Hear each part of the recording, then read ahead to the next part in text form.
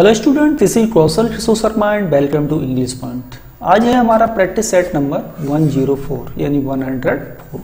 तो चलिए आज हम शुरू करते हैं अपने प्रैक्टिस सेट में ऑब्जेक्टिव क्वेश्चंस जो आप यूजफुल होंगे आपकी परीक्षा के लिए। तो सबसे पहला जो सेंटेंस है वो है the government decision was extremely unwise, यानी जो गवर्नमेंट का डिसीजन है वो एक्सट्रीमली कैसा है, अनवाइज है। तो यहाँ पर आपको क्या बताना है, the word decision in the sentence यहाँ पर belongs to the class of word called, यानी ये बताना है यहाँ पर जो डिसीजन वर्ड है ये किस कैटेगरी का, किस क्लास का वर्ड है, आइदर नाउन और वर्ब और एडजेक्टिव और एडवर्ब, ये बताना है यहाँ पर। तो सबसे पहले देखिए मैं आपको बताऊं कि जब कभी किसी वर्ड के अंत में SION सफिक्स हो, TION हो, MENT हो, HOOD हो, है ना, एंड NESS हो, नेस हो, इस तरह के जो वर्ड होते हैं तो ये सब आपके नाउन शो करते हैं, आपके क्या करते हैं, सो नाउन। तो डिसीजन यहाँ पर क्या है, आपका नाउन है। एंड डिसीजन का यदि हमें वर्ब बनाना होता तो क्या होता, डिसाइड हो जाता। डिसाइड आपकी वर्ब है एंड डिसीजन आपका नाउन है। तो ऑप्शन जो आपका यहाँ इस सेंटेंस का जो बी ऑप्शन है ये यहाँ पर होगा राइट, कि जो डिसीजन वर्ड है ये है हमारा नाउन। नेक्स्ट है sentence number second, and sentence number second में है what are you thinking about. What are you thinking about में आपको बताना है the word about in the sentence belongs, ये टाइपिंग मिस्टेक है थोड़ा, belongs to the class of word called, यानी कि यहाँ पर जो अबाउट है ये क्या है आपका, ये प्रोनाउन है, प्रपोजिशन है, एडजेक्टिव है या कंजंक्शन। तो सबसे पहले देखिए आपका जो ये अबाउट है यहाँ पर ये आपका प्रपोजिशन होगा, ठीक है, क्या होगा, प्रपोजिशन। तो यहाँ पे जो राइट ऑप्शन होगा वो होगा आपका ऑप्शन नंबर सेकंड। नेक्स्ट देखते हैं question number third, and question number third में है द टाइम्स कम्स डेली।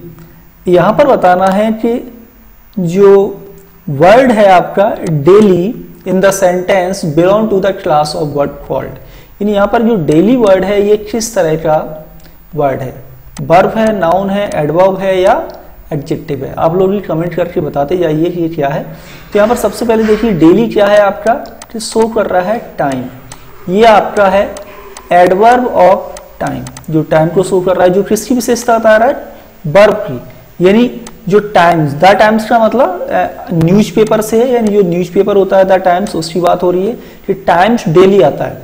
तो डेली क्या होता है, आना है, किसका आता है, आना है, टाइम्स का। तो डेली मॉडिफाई कर रहा है आपको वर्ब, और ऐसे वर्ड जो वर्ब या एडजेक्टिव को मॉडिफाई या उनकी क्वालिटी बताते हैं वो क्या कहलाते हैं, वो कहलाते हैं आपके एडवर्ब। तो यहाँ पे जो ऑप्शन नंबर सी है ये आपका होगा सही। नेक्स्ट देखते हैं सेंटेंस नंबर 4, एंड इसमें है the times of India is a daily newspaper. तो यहाँ पर बताना है कि टाइम्स ऑफ इंडिया ये डेली न्यूज़पेपर, जो डेली है ये क्या है, एडजेक्टिव है, एडवर्ब है, नाउन है या वर्ब है।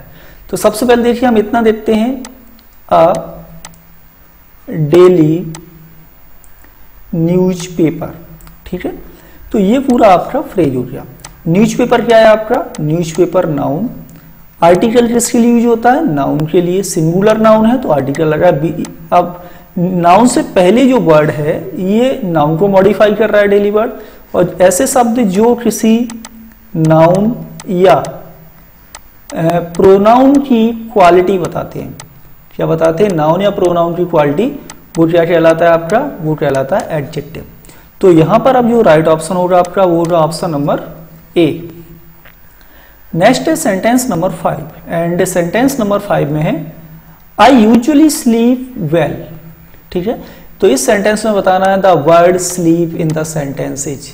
जो स्लीप वर्ड है ये क्या है, तो सबसे पहले देखिए आपका आई लिखा है, आई क्या है आपका, प्रोनाउन। कौन सा प्रोनाउन है ये है आपका पर्सनल प्रोनाउन, ठीक है। ही see it I you they ये सब आपके पर्सनल होते हैं। इसके बाद आपका वर्ड दिया है यूजुअली। यूजुअली आपका क्या है, ये एडवर्ब है। कैसा एडवर्ब है, adverb of frequency, daily, usually, rarely, seldom etcetera, ये सब आपके एडवर्ब ऑफ फ्रीक्वेंसी जो किसको मॉडिफाई कर रहा है, स्लीप को। एंड सब्जेक्ट के बाद यहाँ पर जो स्लीप लिखा हुआ है ये क्या है, आपकी वर्ब है, ठीक है। एंड यहाँ पर जो वेल लगा हुआ है ये क्या है, ये किसे मॉडिफाई कर रहा है, ये आपका स्लीप को कर रहा है मॉडिफाई, तो ये आप वेल आपका एडवर्ब है, ठीक है। एंड जो गुड वर्ड होता है ये आपका एडजेक्टिव होता है, और जो वेल होता है ये एडवर्ब होता है। कई सारे केसेस में वेल भी आपका एडजेक्टिव हो सकता है।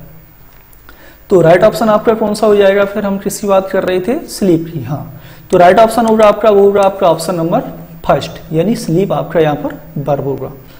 नेक्स्ट सेंटेंस देखते हैं, sentence number 6, dash house on the corner is, यहाँ पर आई है, यानी इज फॉर सेल, यानी जो घर है कोने वाला वो फॉर सेल है, सेल मतलब बिकाऊ है या बेचना है वो। आर्टिकल यूज करना है ए, एन, द या नो आर्टिकल। तो सबसे पहले बात करते हैं ए और एन की। कैसे एन आर्टिकल होते हैं, इनडेफिनेट आर्टिकल है। एंड जो द है आपका, ये कैसा आर्टिकल है, ये आपका डेफिनेट आर्टिकल है, ठीक है। ए एन आर्टिकल इनडेफिनेट चीजों के लिए प्रयोग करते हैं, यानी कि जो पर्टिकुलर नहीं है, कॉमन बात चलती है सिंगुलर नाउन की, तो वहां पर ए एन का यूज किया जाता है। लेकिन जब कोई नाउन क्या हो, कोई नाउन पर्टिकुलर हो, जब हम किसी नाउन की बात कर रहे हो तो वो हमारे लिए डेफिनेट होता है, डेफिनेट आर्टिकल का यूज होता है। यहाँ पर किस घर को बेचने की बात हो रही है, जो खोने वाला घर है वो। तो यहाँ पर हमें क्लियर समझ में आ रहा है, कोने पे तो कोई एक ही घर होगा, कि वो वाला घर जो कोने में है वो बिकाऊ है। तो यहाँ पर जो आर्टिकल यूज होगा वो होगा आपका आर्टिकल द, यानी ऑप्शन सी क्वेश्चन नंबर 6 में होगा सही। चलिए नेक्स्ट देखते हैं sentence number 7। And sentence number 7 है, he won't go with you unless he dash. यहाँ पर हमें यूज करना है, सेंटेंस कौन सा यूज किया जाएगा। सबसे पहले देखिए जो सेंटेंस है आपका, ये आपका लिखा हुआ है क्लॉज। एंड कौन सा क्लॉज है आपका, कंडीशनल क्लॉज है। इफ, अनलेस, ये सब आपके कंडीशनल क्लॉज बनाते हैं, एडवर्ब क्लॉज ऑफ कंडीशन। इसमें भी आपका, और अनलेस का पहले मीनिंग समझते हैं कि जो अनलेस आपका लिखा हुआ, अनलेस मतलब क्या होता है, इफ प्लस नॉट, यदि नहीं, याद रहे। तो अनलेस का मीनिंग ही अपने आप में नेगेटिव होता है, इसलिए सेंटेंस में नॉट लगाने की हमें जरूरत नहीं होगी। फिर यहाँ पर देखते हैं कंडीशनल क्लॉज क्या होता है। जैसे इफ और अनलेस की हमने कई सारे रूल्स बताए हैं, प्रोबेबल, इम्प्रोबेबल एंड इम्पॉसिबल। ठीक सेम कंडीशन यहाँ भी यूज करना है। यदि कोई सेंटेंस फ्यूचर इंडेफिनिट में लिखा हुआ है, उसके बाद आपका कंडीशनल क्लॉज का कंजंक्शन इफ या अनलेस लगा हुआ है, तो ये वाला सेंटेंस सामान्यतः प्रेजेंट सिंपल टेंस में बनाया जाएगा। यदि यहाँ पर सेंटेंस लिखा होता वुड प्लस वर्ब की फर्स्ट फॉर्म से फिर अनलेस होता, तो ये वाला सेंटेंस आपका पास्ट इंडेफिनिट में सामान्यतः बनाया जाता है। तो यहाँ पर अब हम देखते हैं कि जो ये सेंटेंस लिखा हुआ है आपका सबऑर्डिनेट क्लॉज, तो ये किसमें, सॉरी प्रिंसिपल क्लॉज है, जो ये लिखा हुआ है किसमें लिखा हुआ है, फ्यूचर सिंपल टेंस में। तो आपका ये सबऑर्डिनेट क्लॉज लिखा जाएगा प्रेजेंट सिंपल टेंस में। तो ही सिंगुलर सब्जेक्ट है, इसके साथ वर्ब में ऐसे यस का यूज किया जाएगा। तो ऑप्शन जो डी है ये आपका राइट होगा, फील्स। तो ही वॉन्ट गो विद यू, यानी वह तुम्हारे साथ नहीं जाएगा अंटिल ही फील्स, जब तक वह महसूस नहीं करता है या सोचता नहीं है जाने की, तब तक। चलिए नेक्स्ट सेंटेंस है sentence number 8। We have got plenty of chairs, we dash any more, यानी हमारे पास पर्याप्त चेयर्स हैं, हमें एनी मोर। अब क्या है, wanted, didn't want, wanted, didn't want, don't want या वांटेड नॉट। तो ये भी आपको देखना है यहाँ पर कि जो फर्स्ट सेंटेंस है किस टेंस में लिखा हुआ है। तो फर्स्ट सेंटेंस आपका प्रेजेंट टेंस में लिखा हुआ है, याद रखिए।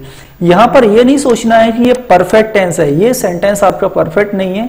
हैव एंड हैव गॉट का यूज होता है। हम जैसे ये कहते हैं आई हैव अ चेयर, ठीक है, यानी मेरे पास एक चेयर है। इन द सेम वे हम ये भी कह सकते हैं I have got a chair, ठीक, मेरे पास एक चेयर है। दोनों का मीनिंग सेम होगा, इस बात को आपको याद रखना है। बट स्पेशली हैव गॉट का यूज ब्रिटिश इंग्लिश में किया जाता है एंड अमेरिकन इंग्लिश में हैव का यूज किया जाता है, और ब्रिटिश में विदाउट गॉट के भी सेंटेंस फॉर्म लिख सकते हैं। तो ये जो सेंटेंस लिखा हुआ है we have got plenty of chairs, ये आपका क्या है, परफेक्ट टेंस लिखा हुआ है, सॉरी परफेक्ट नहीं, प्रेजेंट सिंपल टेंस लिखा हुआ है, हैव गॉट का यूज हुआ है यहाँ पर। अब हम यहाँ देखते हैं कि यहाँ पर क्या यूज होगा, तो ये भी आपका प्रेजेंट में ही बनेगा। फिर यहाँ देखते हैं सेंटेंस में लगा हुआ है एनी। अब एनी है तो सेंटेंस आपका पॉजिटिव नहीं बन सकता, तो हम क्या करेंगे, यहाँ पर आपके फर्स्ट ऑप्शन हटा देते हैं। फिर हम देखते हैं वांटेड नॉट, वर्ब की सेकंड फॉर्म आ रही है यानी पास्ट बनेगा, से वर्ब के बाद नॉट का यूज नहीं होता, इसे भी हटाना पड़ेगा। अब देखते हैं डिडंट वांट आएगा डोंट वांट, तो फर्स्ट सेंटेंस किसमें, प्रेजेंट में, तो सेकंड भी आपको किसमें बनाना है, प्रेजेंट में ही बनाना है। तो हम यहाँ पर क्या लिखेंगे, we don't want any more. Next है sentence number 9 and sentence number 9 में है select the most appropriate preposition to fill in the blanks, यानी यहाँ पर हमें फिल करना है प्रपोजिशन। सेंटेंस पढ़ते हैं, please ponder the problem carefully to find a solution, तो यहाँ पर प्रपोजिशन लगाना है ओवर, एट, थ्रू या विद। तो ध्यान दीजिए कि जब भी पॉन्डर वर्ब कहीं सेंटेंस में लिखी हो तो इसके बाद आपका यूज किया जाता है ओवर। पॉन्डर ओवर मीन्स होता है विचार करना, ठीक है ना, विचार करना यानी बहुत ही सीरियस होकर के। तो पॉन्डर के बाद ओवर प्रपोजिशन का यूज होता है, तो यहाँ पर भी हमारा जो यूज किया जाएगा वो किया जाएगा ओवर। तो यानी कि आपका जो ऑप्शन ए है क्वेश्चन नंबर 9 में, ये आपका होगा right. Next sentence number 9 and sentence number 9 में है the murder was condemned dash life imprisonment. Imprisonment मतलब होता है उम्र कैद। तो जो मर्डर है तो यहाँ पर हमें क्या यूज करना है, कंडम। कंडम के बाद अब कौन सा प्रपोजिशन होता है, कंडम मतलब होता है आलोचना करना, एंड स्पेशली आलोचना करने से अर्थ होता है, एंड प्रपोजिशन है ऑफ, टू, बाय या फॉर में से। तो देख कंडम के बाद हमेशा टू का यूज होता है, कंडम टू। तो यहाँ पर जो ऑप्शन है आपका ऑप्शन नंबर बी, ये होगा राइट। तो दोस्तों आज की क्लास आपको कैसी लगी कमेंट करके बताना है, अच्छी लगे तो दोस्तों के साथ इसे शेयर कर देना, एंड जितने भी लोग पहली बार आए हों वो हमारे चैनल को सब्सक्राइब जरूर करें एंड लाइक कर दीजिए। Thank you for watching this video.